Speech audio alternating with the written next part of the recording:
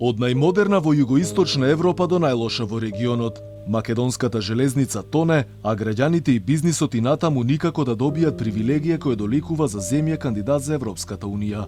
И 3 децении по самостојноста, железнички сме како слепа пруга. Ниту сме поврзани со исток и запад, а пругата кон југ и север е од минатиот век. Возовите и натаму возат со брзина на не повеќе од 60 км на час. Иако досега неколку пати беше реновирана, Скопската железничка станица и натаму останува слепо срево за поврзување со Балканот. Без модерни возови и без сериозна железничка инфраструктура.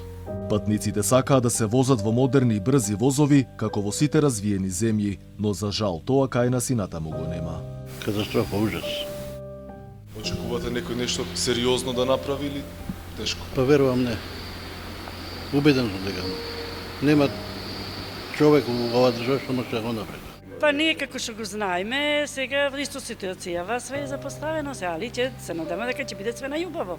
Но не беше секогаш така. Пред неколку години се случи мал блесок со набавката на кинеските возови во времето на власта на ВМРО ДПМН, но се заврши и остана со неколкуте патнички гарнитури. И толку. Во тоа време се набавија и нископодни вагони за потребите на стопанството. И за разлика од кај нас, во соседна Србија брзата железница веќе станува реалност. Брзата пруга кон Будимпешта ја промовира премиерот на Унгарија Виктор Орбан и председателот на Србија Александар Вучиќ.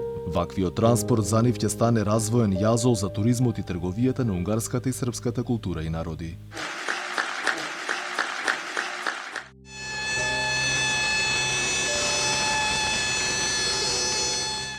И колку за подсетување, кај нас уште во 80-тите години, Македонија ја доби најмодерната железничка станица на љубава во тогашна Југославија и во регионот.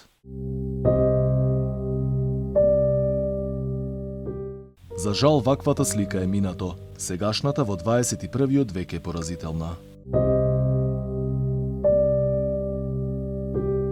Железничката станица во Скопје уште повеќе ја наградува и внатрешната слика на станицата, каде што може да се забележат и остатоци од пакети, каде што во вечерните часови редовно овде спијат бездомници.